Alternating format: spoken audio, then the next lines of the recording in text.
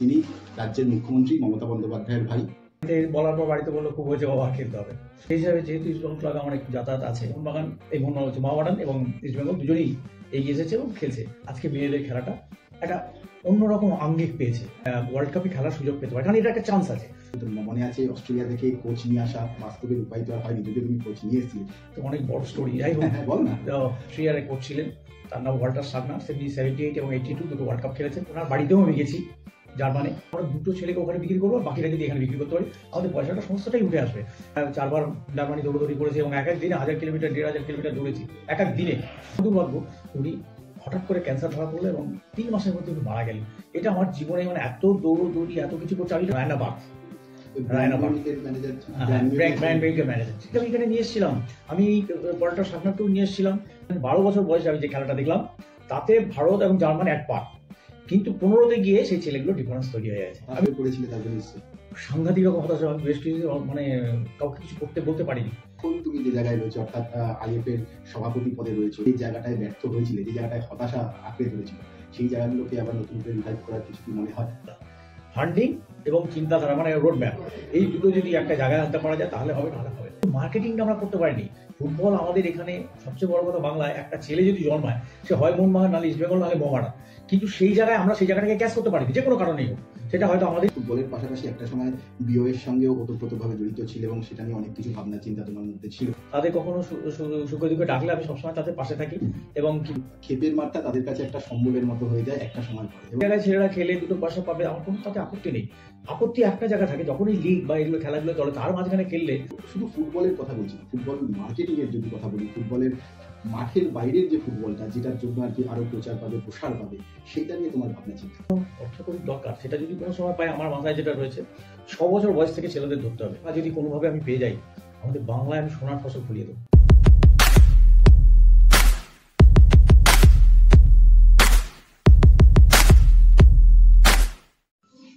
নমস্কার, আপনারা দেখছেন প্যারালাল স্পোর্টস। আপনাদের সঙ্গে আমি রয়েছি হীরক। আজ একজনের সঙ্গে কথা বলবো। তিনি একজন ফুটবল প্রশাসক, বলতে পারেন ক্রীড়া প্রশাসক। সেই ফুটবল প্রশাসক, ক্রীড়া প্রশাসক, তিনি কিভাবে এই জায়গায় এলেন এবং এই মুহূর্তে বাংলার ফুটবলে তিনি একটা অন্যতম নাম। একদিকে যেমন তার যদি পারিবারিক পরিচয় দেওয়া হয়, তিনি রাজ্যের মুখ্যমন্ত্রী মমতা বন্দ্যোপাধ্যায়ের ভাই, আবার অপরদিকে যদি বলা হয় তিনি কিন্তু আইএফ এর প্রেসিডেন্ট। আমার সঙ্গে এই মুহূর্তে রয়েছেন অজিত বন্দ্যোপাধ্যায়। অজিত বন্দ্যোপাধ্যায়ের সঙ্গে কথা বলবো। দাদা, জিজ্ঞাসা করব, ফুটবল প্রশাসনে আসা, ফুটবলে আসা বা ক্রীড়া জগতে আসা, মানে কেন হঠাৎ, মানে কবে থেকে এই নেশাটা চাপে? হঠাৎ নয়, আমরা তো খেলাধুলো একটু আধটু করেছি, বলার মতন নয়। ওই 67 সালেই আমার পায়ে লেগে যায়। লেখার পর আমাদের বাড়িতে বলি, তখন ডাক্তাররা বললো যে অপারেশন না করলে খেলা যাবে না। তো বাড়িতে বলার পর বাড়িতে বললো খুব হয়েছে বাবা, আর খেলতে হবে না। তো যাই হোক, তখন মনটা খুব খারাপ হয়ে গেছিল, কিন্তু ধীরে ধীরে প্রশাসনিক কাজগুলোতে যারা করতো তাদের পিছনে দৌড়তে শুরু করলাম। আলটিমেট গিয়ে 70 সালে এসে আমার ক্লাবটা আমার কাছে চলে এলো, কালীঘাট মিলন সংঘ। আসার পর সেই মিলন সংঘকে নিয়ে আজও পর্যন্ত, ধরুন আজ প্রায় 54 বছর হয়ে গেল, ক্লাবটাকে নিয়েই আমি বেঁচে আছি বলতে পারো। কারণ ও এতদিন পর্যন্ত এখনো চলছে, প্রিমিয়ার ডিভিশনে এখন খেলে। ঠিক আছে, এইভাবেই আসা। পাশাপাশি শুধু কালীঘাট মিলন সংঘ তো তোমার একেবারে ঘরের ক্লাব বলতে পারো, তার সঙ্গে কখনো ইস্ট বেঙ্গলের দায়িত্বে দেখা গেছে, কখনো বিভিন্ন সময় বিভিন্ন ক্ষেত্রে তুমি এসছো। কিভাবে সেগুলোকে, মানে এতগুলো ক্লাব হ্যান্ডেল করা এবং সেখান থেকে প্রশাসনিকভাবে এগিয়ে যাওয়াটা যদি একটু বলো। দেখো, আমার প্রথম অবস্থায় যেটা মনে হয়েছিল, মেয়েদের ফুটবলটা খুব নেগলেক্টেড ছিল। সেই জায়গাটাকে কি করে একটু ভালো জায়গায় আনা যায় তার একটা প্রচেষ্টা আমার ভেতর থেকে ছিল। তো সেই হিসাবে যেহেতু ইস্টবেঙ্গল ক্লাবে আমার একটু যাতায়াত আছে, তো আমি সেই যাতায়াতের উপরে বেশ করে কল্যাণ মজুমদার, তখন তৎকালীন যিনি সেক্রেটারি ছিলেন, ওনাকে বলি যে মেয়েদের ফুটবলটা আপনাকে করতে হবে, না হলে তো মেয়েদের ফুটবলটা এগোবে না, বড় ক্লাবগুলোকে সবাইকে এগিয়ে আসতে হবে। আমরা সবাইকে অ্যাপ্রোচ করেছিলাম। সৌভাগ্য, মোহনবাগান এই মোহামেডান এবং ইস্টবেঙ্গল দুজনেই এগিয়ে এসেছে এবং খেলছে। এদের ফুটবলটা এখন ভালো জায়গা। তারপর রাজ্য সরকারের কাছেও আইএফের তরফ থেকে অ্যাপিল করা হয়েছিল, তাতে রাজ্য সরকার ওটা কন্যাশ্রী কাপ বললেও করতে, আমরা কন্যাশ্রী কাপ করে রাজ্য সরকারের সহযোগিতায় আজকে মেয়েদের খেলাটা একটা অন্যরকম আঙ্গিক পেয়েছে, যাকে বলা যায় একটা উচ্চ আঙ্গিক পেয়েছে। এবং আমার একটা মেয়েদের খেলাটার পিছনে আরও একটা দিক আছে, সেটার দিক হচ্ছে আমাদের ধরো মোটামুটি এখন ওয়ার্ল্ড কাপের যে র্যাঙ্কিং, ওয়ার্ল্ড কাপে যেতে গেলে তো 48-এর মধ্যে থাকতে হয়। তো সেই জায়গায় আমাদের র্যাঙ্কিংটা একটু বেশি, যেটা 48 নয়, আরেকটু কমে থাকতে হয়। 48 আলটিমেট গিয়ে হয়তো 48-এ দাঁড়াবে। সেই এক্সপেকটেশন নিয়েই আমি এটার পিছনেও আরেকটু নার্চার করছি, যাতে আমাদের ইন্ডিয়া টিমটা যাতে ওয়ার্ল্ড কাপে খেলার সুযোগ পেতে পারে, কারণ এটা একটা চান্স আছে। তার কারণ এখন আমাদের র্যাঙ্কিং চলে ধরো মোটামুটি আমি দেখেছি 52-53 থেকে 60-এর মধ্যে মোটামুটি থাকে। এবার কোনো সময় একটা বেড়ে গেল, কোনো সময় কমে গেল, অ্যাভারেজটা এটাই থাকে। তো সেই জায়গায় এখানে একটা স্কোপ রয়েছে ওয়ার্ল্ড কাপ খেলার। তো সেই চিন্তাধারা নিয়েও খানিকটা মেয়েদের ফুটবলটা নিয়ে একটু মাতামাতি করেছি। পাশাপাশি আরেকটা জিনিস আমি যতদূর মনে আছে, অস্ট্রেলিয়া থেকে কোচ নিয়ে আসা, এটা তোমার একটা স্বপ্ন ছিল এবং সেখানটায় ভারতীয়দের সেখানে ট্রেনিং করানো, এরকম একটা ভাবনা ছিল, কিন্তু সেই ভাবনাটা বাস্তবে রূপায়িত আর হয়নি, যদিও তুমি কোচ নিয়ে এসেছিলে। সেই বিষয়টা যদি একটুখানি খুলে বলো। তো অনেক বড় স্টোরি, যাই হোক। হ্যাঁ, বল না। সেটা 2011-12 সালের কথা। সেই সময় আমি হঠাৎ করে মাথায় এলো যে বাইরের কোচ নিয়ে যদি কিছু করা যায়। তখন প্ল্যানটা খুব সুন্দর হয়েছিল যে আমরা আন্ডার-15, আন্ডার-16 এবং আন্ডার-17 ছেলে নেব। কীরমভাবে নেব না, প্রথমেই 15-30টা ছেলে নেব, তার মধ্যে 15টা হবে বাংলার ছেলে আর 15টা হবে সারা ভারতবর্ষের। এইভাবে 30টা ছেলে জোগাড় করে আমরা ওখানকার যিনি অস্ট্রিয়ার কোচ ছিলেন, তার নাম ওয়াল্টার সাগনার, 78 এবং 82 দুটো ওয়ার্ল্ড কাপ খেলেছেন। সেই ওনার বাড়িতেও আমি গেছি জার্মানি। ওখানে গিয়ে ওনার সঙ্গে কথাবার্তা বলে আমি একটা যে আমরা কিভাবে করব তার ওনাকে গিয়ে বোঝাতে পেরেছিলাম। এবং আমরা যেটা ঠিক করেছিলাম 30টা গেল, সেই 15টা যখন 16 হয়ে যাবে আবার একটা 30 করব। এই করে ওটা যখন 17-এ পৌঁছবে, আমাদের এক্সপেকটেশন ছিল আমরা দুটো ছেলেকে ওখানে বিক্রি করবো, আর বাকিরা যদি এখানে বিক্রি করতে পারি আমাদের পয়সাটা সমস্তটাই উঠে আসবে। এবং তাতে আমাদের সঙ্গে বলতে বাধা নেই, পিয়ারলেসের কুমার শঙ্কর বাগচি আমাকে খুব ভালোবাসতেন এবং আমি ওনাকে বিশ্বাস এবং ভরসা দিতে পেরেছিলাম যে এইভাবে আপনার পয়সা নষ্ট হবে না এবং আপনাকে আমি ডবল পয়সা ফেরত দেবো 5 বছরের ভেতরে। তো উনি সেটাতে বলেছেন, আমি বলছি আমি ইনভেস্টার চাই, আমি কোনো চাই না, কোনো আমাকে সাহায্য কোনো চাইছি না, খালি ইনভেস্ট করুন, আপনাকে রিটার্ন দিয়ে দেবো। তো তাতে উনি রাজি হয়েছিলেন। কিন্তু দুর্ভাগ্য আমার, আমি অনেক প্রায় 4 বার জার্মানি দৌড়দৌড়ি করেছি এবং এক দিনে 1000 কিলোমিটার 1500 কিলোমিটার দৌড়েছি এক দিনে। এবং সেটা ওখানে একটা সিলাইটান বলে জায়গা আছে জার্মানি, যেহেতু ওখানে মাঠের রেট ফেটগুলো বেশি, সিলাইটানে গিয়ে ওখানে আমি মাঠ ঠিক করেছিলাম। 6টা মাঠ ঠিক করা হয়েছিল, তার একটা খরচ ধরে তখনকার সময়ে প্রায় সব মিলিয়ে ব্যাপারটা 14 কোটি টাকার একটা ব্যাপার ছিল। তো উনি রাজি হয়েছিলেন, ওনাকে কনভিন্স আমি করতে পেরেছিলাম, এটা আমার সৌভাগ্য। কিন্তু আমার দুর্ভাগ্য, উনি হঠাৎ করে ক্যান্সার ধরা পড়লো এবং 3 মাসের মধ্যে উনি মারা গেলেন। এটা আমার জীবনে এত দৌড়ি এত কিছু করছে, আমি এটা খুব সংক্ষেপে বললাম, কিন্তু এটা একটা খুব বড় একটা স্টোরি মনে হবে এখন। কিন্তু এটা করেছিলাম, এটার একটাই উদ্দেশ্য ছিল, যা জার্মানির সঙ্গে আমাদের ইন্ডিয়ার একটা পাইপলাইন যদি তৈরি হয়ে যায়, আমাদের ছেলেগুলো যেমন ফোকাস পাবে, অ্যাট দি সেম টাইম আমাদের এখানকার ছেলেরাও ওখানে খেলতে পারবে, ওখান থেকেও আমাদের একটা পাইপলাইন তৈরি হয়ে যেতে পারে, এরকম একটা ভাবনা চিন্তা ছিল আর কি। যাই হোক, যেটা ফলপ্রসূ হয়নি। ওখানে আমরা ম্যানেজারও পেয়েছিলাম, তোমার ওই জার্মানিরই ওই ফ্র্যাঙ্কফুর্ট টিমটা ছিল, ওর যে ম্যানেজার ছিল প্রায় 10 বছরের হাইলি এক্সপিরিয়েন্স, সে মার্কেটিং এবং ম্যানেজারের দুটো জায়গাকে ওনাকে করেছিলাম। ওনার নামটা কি নেওয়ার মনে করে, হ্যাঁ, রায়নাবার্গ ম্যানেজার ছিল। হ্যাঁ, ভারতীয় ক্লাবে ক্লাব ম্যানেজমেন্টের কথাটাও তুমি ভেবেছিলে আর কি, ব্যায়ার্ন মিউনিখ থেকে ম্যানেজার নিয়ে আসা, এবং সেই দিকটাও হ্যাঁ, ওনাদেরকে আমি এখানে নিয়ে এসেছিলাম। আমি ওয়াল্টার সাগনারকেও নিয়ে এসেছিলাম। গীতাঞ্জলি স্টেডিয়ামে আমি 12 বছর এবং 15 বছরের ছেলেদের দেখিয়েছি খেলা, দুটো টিম করে ম্যাচ করে দেখিয়েছি আমাদের সঙ্গে তোমাদের কতটা ডিফারেন্স। উনি যেটা আমাকে বলেছিলেন, 12 বছর বয়সে আমি যে খেলাটা দেখলাম তাতে ভারত এবং জার্মান এক পার। কিন্তু 15-তে গিয়ে সেই ছেলেগুলো ডিফারেন্স তৈরি হয়ে গেছে। আমি দুটো ম্যাচই করে দেখিয়েছিলাম, 12 এবং 15। 12 তখন আমার একটা মনে হয়েছিল, একটু তবুও বুঝেছিলাম যে আমরা যেতে পারি, ওই জায়গায় ভালো জায়গায় যেতে পারি। তো খুব উদ্বুদ্ধও হয়েছিলাম, কিন্তু যাই হোক দুর্ভাগ্য হয়নি। হতাশ হয়ে পড়েছিলে তারপরে নিশ্চয়ই? সাংঘাতিক রকম হতাশা। আমি ওয়েস্ট ইন্ডিজের মানে কাউকে কিছু করতে বলতে পারিনি, এবং অনেক দিন ধরে এই হতাশা নিয়ে ঘুরে বেরিয়েছি। মানে একটা সময়, মানে যে সময়টার কথা বলছো সেই সময় তুমি শুধু কালীঘাট মিলান সঙ্গেরই দায়িত্বে ছিলে। তখন আমাদের টিমটা আই লিগও খেলছে আর কি, হ্যাঁ। তখন আই লিগ সেকেন্ড ডিভিশন খেলছে আর কি। কিন্তু এবং আমরা দুবার চ্যাম্পিয়নশিপের জায়গা থেকে দৌড়গড়া থেকে ঘুরে এসেছি, আমাদের দুর্ভাগ্য। এখন তুমি যে জায়গায় রয়েছো, অর্থাৎ আইএফ এর সভাপতি পদে রয়েছো, এবং সেখানটায় দাঁড়িয়ে যদি নিশ্চয়ই তোমার মাথায় সেই ভাবনাগুলোও আছে, এবং ইন্ডিয়ান ফুটবলকে ভালো করার সেই পুরোনো দিনের যে জায়গাটায় ব্যর্থ হয়েছিলে, যে জায়গাটায় হতাশা আঁকড়ে ধরেছিল, সেই জায়গাগুলোকে আবার নতুন করে রিভাইভ করার কিছু কি মনে হয়? তা প্রথমত একজন উদ্যোগী, কাউকে উদ্যোগ নিতে হবে যে আমরা এই যে কাজটা বললাম সেটা করতে হবে, কিন্তু তার জন্য যেটা দরকার ফান্ডিং, সেই ফান্ডিংয়ের যদি লোক প্রপার ওয়েতে না পাওয়া যায় তাহলে কোনো কাজটাই এগোবে না। ফান্ডিং এবং চিন্তাধারা, মানে রোড ম্যাপ, এই দুটো যদি একটা জায়গায় আনতে পারা যায় তাহলে হবে, নাহলে হবে না। আচ্ছা, আমি জিজ্ঞাসা করবো, সেই 2011 সালে তুমি মানে ইন্ডিয়ান ক্লাব ফুটবলে যে মার্কেটিং ম্যানেজমেন্ট এই বিষয়গুলো যে আনতে হবে, এই বিষয় এইগুলোই যে ভবিষ্যৎ, এগুলো তুমি প্রথম ভেবেছিলে আমার মনে হয়। হ্যাঁ, তখন আমি ভেবেছিলাম যে এগুলো মার্কেটিংটা দরকার ফুটবলে।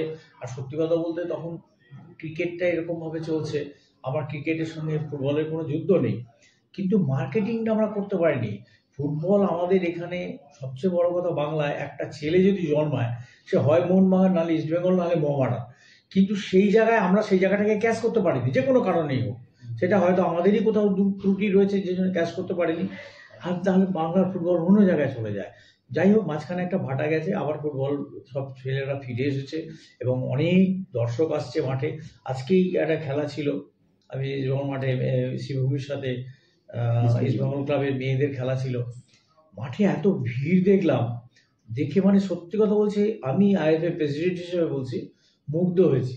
মানে এত ছেলে মেয়ে এসছে আজকে মাঠে খেলা দেখতে। এটা ভাগ্য ভালো আমাদের যে আমরা টানতে পারছি। কোথাও গিয়ে কি মনে হচ্ছে এই যে বাংলা দলের সাফল্য, সেই সাফল্যটা অনেকটাই বুস্ট করেছে বাংলার ফুটবলকে, এবং সমর্থকদের আবারও মাঠমুখী করেছে? মানে ইস্ট বেঙ্গল মোহনবাগান বাদ দিয়ে বলছি, বাংলার সমর্থক। না দেখো, সাকসেস থাকলে না তবে কিন্তু এগোনো যায়, সাকসেস তো লাগবেই। এই সাকসেসটা, এবং অ্যাট দি সেম টাইম আমাদের মাননীয় মুখ্যমন্ত্রী মমতা ব্যানার্জি, উনি সাথে সাথে ডিক্লেয়ার করে একটা 50 লাখ টাকা অনুদান একটা দেবেন বলেছেন, দিয়েছেন। এবং চাকরি, এবং শুধু মুখে বলেননি চাকরি দেব, চাকরিটা একটা প্রোগ্রাম করে উনি তাদের হাতে, তার আগে আইএফএতে সমস্ত লোকজন সব ডেকে নিয়ে এসে তাদের যাতে কোনো রকম ভুলভ্রান্তি না হয় প্লেয়ারদের ফিল আপ করতে গিয়ে, সরকারি লোক এসে ফিল আপ করে দিয়ে তারপরে সেই চাকরির কি বলবো ওটাকে, চাকরি দেওয়ার যে কাগজটা, সেটাকে অ্যাপয়েন্টমেন্ট লেটার, এই অ্যাপয়েন্টমেন্ট লেটারটা হাতে তুলে দিয়েছেন। এটা এত তড়িৎ গতিতে সমস্ত হয়েছে, যেটাতে আমাদের পুরো স্পোর্টস জগৎটাকেই এগিয়ে দিয়েছে। শুধু ফুটবল বললেও ভুল হবে, পুরো স্পোর্টস জগৎটাকেই এগিয়ে দিয়েছে। একদমই দাদা, তোমার যে ভাবনা চিন্তা মানে আগে থেকেই ছিল, মানে ফুটবলকে এগিয়ে নিয়ে যাওয়ার এবং ফুটবল মার্কেটিং বলে বিভিন্ন বিষয়ে যে ভাবনা চিন্তা ছিল, এখন তুমি একেবারে বাংলার ফুটবলের সভাপতি পদে রয়েছো। সব তোমার হাতে এখন, মানে অনেকটা চিন্তা ভাবনাগুলোকে বাস্তবে রূপ দেওয়ার জন্য অনেকটা তুমি ফ্রিলি স্পেস পাবে। সেইভাবে কি ভাবনা চিন্তা, মানে কিভাবে, কারণ আমরা জানি তোমার যে ভাবনা চিন্তাগুলো রয়েছে সেগুলো একটুখানি মানে সামনের দিকে তাকিয়ে, সামনের দিকে লক্ষ্য করে। দেখো, এবছর আমরা চ্যাম্পিয়ন হয়েছি, আমাকে কিন্তু এবছরে এইটা হয়ে গেছে, এটা এখন একটা আমার কাছে এখন একটা জায়গা, একটা চ্যাপ্টার ক্লোজ হয়েছে। এই চ্যাপ্টার থেকে আমাকে আবার শিক্ষা নিতে হবে। আমরা যে মাইলেজ বা যেটা পেলাম তাকে যাতে ধরে রাখতে পারি, তার প্রচেষ্টা চালাতে হবে। তার জন্য যে কাজগুলো করা দরকার আমরা বসে আলোচনা করবো, এর মধ্যেই আলোচনা করে কি করে টিমগুলোকে ঠিক করা যায়। কারণ এই বছর আমাদের পুরো সাকসেসই পেয়েছি। তার কারণ দেখো, আমরা এখানে আন্ডার-17 চ্যাম্পিয়ন হয়েছি, সন্তোষ ট্রফিতে চ্যাম্পিয়ন হয়েছি, এবং যদি ক্লাব ফুটবলও বলো তাহলেও তোমার ক্লাব ফুটবলে মোহনবাগান ধরো আমাদের আই লিগ পেয়েছে, মোহনবাগান তোমার আইএসএল চ্যাম্পিয়ন হয়েছে, মোহামেডান আই লিগ চ্যাম্পিয়ন হয়েছে, আমাদের এদিকে সেকেন্ড ডিভিশনে চ্যাম্পিয়ন, থার্ড ডিভিশনে চ্যাম্পিয়ন হলো ডায়মন্ড হারবার ক্লাব। তো সবগুলোই আমরা পেয়েছি বাংলায় বছর। এবং আরেকটা জিনিসও বললাম, ইস্ট বেঙ্গল ক্লাবও পেয়েছে, তোমার সুপার কাপ পেয়েছে। তো এই গত বছরটা সব আমরা পেয়েছি, এবং ভারতবর্ষে যা যা পাওয়ার কথা বাংলা সব পেয়েছে। এটা একটা আমাদের কাছে গর্বের ব্যাপার। দাদা, জিজ্ঞাসা করবো, ফুটবলই শুধু নয়, তুমি ফুটবলের পাশাপাশি একটা সময় বিওএর সঙ্গেও ওতপ্রোতভাবে জড়িত ছিল এবং সেটা নিয়ে অনেক কিছু ভাবনা চিন্তা তোমার মধ্যে ছিল। সেই দিক থেকে কিভাবে এখন ভাবছো সেটাকে? দেখো, আমি যেহেতু সব খেলার মধ্যে ছিলাম, কিছু কিছু সকলেই আমাকে চেনে বা জানে। তাদের কখনো সুখে দুঃখে ডাকলে আমি সবসময় তাদের পাশে থাকি, এবং কি করে এগিয়ে নিয়ে যাওয়ার থাকে সেগুলো আমি চেষ্টা করি এই পর্যন্ত। আচ্ছা, জিজ্ঞাসা করবো যে তুমি এই যে বাংলার ফুটবলের নিয়ে কথা মানে বাংলার ফুটবলকে এগিয়ে নিয়ে যাওয়ার কথা বলছো, এবং অতীতে তোমার যে সমস্ত মানে কালীঘাট মিলন সংঘকে তুমি একেবারে ছোট থেকে যে জায়গায় বড় করেছো এবং এখন তুমি এখানটায় রয়েছো, অর্থাৎ বাংলার ফুটবলের একেবারে প্রধান হিসেবে রয়েছো। তো সেই জায়গায় যখন তোমার মস্তিষ্কটা একেবারে মানে ভিশনটা ক্লিয়ার ছিল সেই সময়, এখনো রয়েছে। তো শুধু ফুটবলের কথা বলছি না, ফুটবল মার্কেটিং এর যদি কথা বলি, ফুটবলের মাঠের বাইরের যে ফুটবলটা, যেটার জন্য আর কি আরো প্রচার পাবে, প্রসার পাবে, সেইটা নিয়ে তোমার ভাবনা চিন্তা কি আছে? দেখো, প্রথমত বলি, ফুটবলকে যদি আমরা ঠিক মতো করতে যাই, মার্কেটিং তো অবশ্যই লাগবে। এবং মার্কেটিংয়ে আমাদের দরকার পড়লে মার্কেটিংয়ের লোক অ্যাপয়েন্ট করতে হবে। অ্যাপয়েন্ট করে আমাদের মার্কেটিংটা ঠিক, মানে অ্যাপয়েন্ট বলতে মানে কি, এমন লোককে অ্যাপয়েন্ট করতে হবে যারা মার্কেটিংটা বোঝে, জানে। ফুটবল একটা প্যাকেজ তৈরি করে ফুটবলের সুন্দর করে আমি যদি পরিবেশন করতে পারি, লোককে বোঝাতে পারি যে এত লোক ফুটবল দেখে, পৃথিবীর ওভার 200 অ্যাবভ কান্ট্রিজ ফুটবল খেলে। তো এই যে ব্যাপারটা, এটাকে প্যাকেজিং করে যদি আমরা ঠিকঠাক করতে পারি, আমরা মার্কেটিং পেয়ে যাব। তবে একটা কথা, এই যে যদি আমরা ফুটবলের রিয়েল ঠিকঠাক কাজ করতে পারি, তার জন্য অর্থকড়ির দরকার। সেটা যদি কোনো সময় পাই, আমার মাথায় যেটা রয়েছে, 6 বছর বয়স থেকে ছেলেদের ধরতে হবে। 6 বছর বয়স থেকে যদি আমরা একাডেমি করে করতে পারি, তবে সেই ছেলেকে নার্স করতে হবে। মানে 6 বছর থেকে আমাকে 18 বছর, মানে 12 বছর আমাকে পালন করতে হবে। এই টাকা যদি কোনোভাবে আমি পেয়ে যাই, আমাদের বাংলায় আমি সোনার ফসল ফলিয়ে দেবো। এটা যদি আমরা অর্থকড়ি কোনোভাবে সাহায্য পেয়ে যাই। একদমই সোনার ফসল ফলাবে তুমি, এবং সেটা আমরা এবং বাঙালিরা সবাই চাই, কারণ বাঙালি মানেই ফুটবল ভালোবাসি। সেখানটায় দাঁড়িয়ে সবারই একটা স্বপ্ন থাকে, তোমারও অনেক স্বপ্ন রয়েছে। তার মধ্যে যদি যে স্বপ্নটা পূরণ করতেই হবে, এবং তার জন্য একদম ওতপ্রোতভাবে তুমি লড়াই চালিয়ে যাচ্ছ। প্রথমে তো লড়াই চালিয়েই যাই, সবসময় চালিয়ে যাই। কিছু প্রতিবন্ধকতা আছে, কিন্তু সেগুলোকে ওভারকাম করে এগিয়ে যেতে হবে। আমি আর এর চেয়ে বেশি কিছু বলবো না। তবে 6 বছর থেকে যে কথাটা এক্ষুনি বললাম, খুব দুরূহ কাজ। মানে এটা মুখে বলা যতটা সোজা, কাজটা অতটা সোজা নয়। অনেকে হয়তো এই কথা বলার জন্য অনেকে সমালোচনাও করবে, কিন্তু আমি জানি যদি আমাকে আজকে সারা পৃথিবীতে যে খেলা ফুটবল দেখছি, তার সঙ্গে কম্পিট করতে গেলে আমাকে 6 বছর থেকেই ছেলেপিলে নিতে হবে। এবং আমি বিশ্বাস করি বাংলায় যে ট্যালেন্ট আছে, মানে আমার ইউরোপ বা অন্য ঘরানার যে খেলা যেগুলো হচ্ছে, তার থেকে কোনো অংশ কম হবে না। প্রত্যেক বাংলার বিভিন্ন জায়গায় অনেক একাডেমি এবং অনেক স্কাউটিং করার ব্যাপারগুলো তো রয়েছে, আমরা জানি। সেই জায়গায় কি আরো বেশি করে কিছু করার কথা ভাবছো? মানে যেখান থেকে, কারণ বাংলার তো সাপ্লাই লাইন গ্রামগঞ্জ।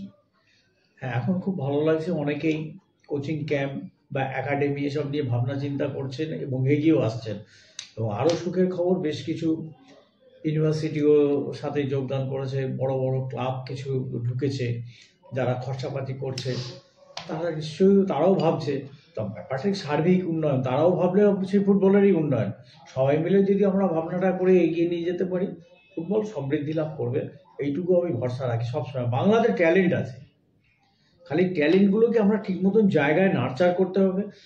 আর বাংলায় এখন যে একটা অবস্থা হয়ে আছে, বাংলায় যেটা আমি সব জায়গাতেই বলি, যে একটা পাহাড়ে বলে মণিপুর বা মিজোরাম বা এই জায়গায় ছেলেটা যে একটু ভালো খেলতে আরম্ভ করলো, তার ফোকাস থাকে হয় আইএসএল খেলবো, না হলে ইন্ডিয়া খেলবো।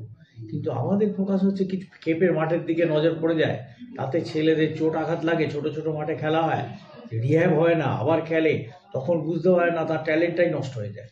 তো এইভাবে বহু ট্যালেন্ট আমরা হারিয়ে ফেলি।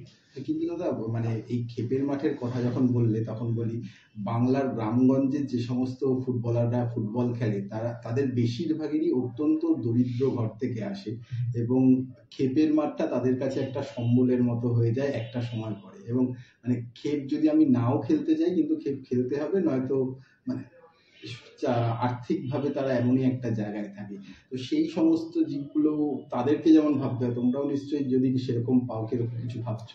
না, আমি যেগুলো 11 সাইড খেলা হয় বাইরে, সেটা খেপ হিসেবেই হোক বা যে অন্য কোনো টুর্নামেন্ট যে কোনোই হোক না কেন, সেই টুর্নামেন্টের ব্যাপারে আমি সবসময় বলি 11 সাইড মাঠে খেলো। ছোট মাঠে যে আঘাত লাগতে পারে, বড় মাঠ হলে সেই আঘাতের সম্ভাবনা অনেক কম থাকে। তো সেই জায়গায় ছেলেরা খেলে দুটো পয়সা পাবে, আমার কোনো তাতে আপত্তি নেই। আপত্তি একটা জায়গা থাকে, যখন এই লিগ বা এগুলো খেলাগুলো চলে তার মাঝখানে খেললে মানে তার তো একটা রেস্টের প্রয়োজন, সেইগুলোর ব্যাপারে তারা নজরটা তখন দিতে পারে না। সেইগুলোর জন্য যারা আমাদের কোচ বা বড় যারা আছে তাদের যদি এই ছেলেগুলো কথা শোনে, তাহলে কিন্তু তাদের শরীরটা বাঁচে এবং খেলাধুলো ভালো জায়গায় যেতে পারে। আর একটা শেষ প্রশ্নই করি তোমাকে, মানে যেটা সবাই চায়, আমরাও চাই বাঙালি হিসেবে, সব তুমি চাও আমি চাই সবাই চাই, যে আমাদের ফুটবল মানেই ইস্টবেঙ্গল মোহনবাগান, এবং ইস্টবেঙ্গল মোহনবাগানে একটা সময় প্রচুর বাঙালি ছিল। আমরা চাই আরও বাঙালি আসুক, এখনও আছে বাঙালিরা, কিন্তু আরও বেশি পরিমাণ বাঙালিরা খেলুক। এবং যেভাবে সন্তোষ ট্রফিতে বাংলা দল ভালো রেজাল্ট করলো এবং হয়তো এবং তারা যেভাবে চাকরি পেল, তাতেও হয় অনেকটা বুস্ট পাবে ফুটবলাররা আরও বেশি করে ফুটবল খেলাতে। বাংলা দলে এই ইস্টবেঙ্গল মোহনবাগানে বাংলার ফুটবলাররা আসুক, তুমিও নিশ্চয়ই চাও, কি বলবো? তো আমি সবসময় চাই যে বাংলার, গত বছর যেমন আমাদের 7খানা ইন্টারস্টেট আর 4টে বাংলার ছেলে ছিল আমাদের লিগে, প্রিমিয়ার লিগে। এটা আমি একদমই এর পক্ষপাতী না। আমি এই ব্যাপারটাকে পুরো যদি উল্টে দিতে পারি তাহলে খুব ভালো হবে। মানে 4টে ইন্টারস্টেট হতে পারে 7টা, এটা আমার ইচ্ছা। কিন্তু সব ক্লাবগুলো নিয়ে আমরা তো ধরো এবার ক্লাবগুলোর মাথার উপরে আছি অ্যাসোসিয়েশন এবং বাংলার যত ফুটবলের নিয়ামক সংস্থা, কিন্তু ক্লাব ছাড়া তো সেগুলো হতে পারে না। অতএব ক্লাবগুলোকে সাথে নিয়ে বসে তাদের সঙ্গে মিটিং করে তাদের কনভিন্স করে বুঝিয়ে বাংলার স্বার্থে এটাকে করাতে হবে, তাহলে আমরা ফুটবলটাকে এগিয়ে নিয়ে যেতে পারবো। একদমই একদমই। শেষ দর্শকদের জন্য ফুটবল প্রশাসক আইএফএ সভাপতির কি বার্তা থাকছে? ফুটবল প্রশাসক হিসেবে সকলের জন্য বলবো, আপনারা সবাই মাঠে আসুন, খেলা দেখুন, উপভোগ করুন, বাংলা এগিয়ে যাবে। একদমই, বাংলা এগিয়ে যাবেই এবং বাংলা কিন্তু এগোচ্ছে।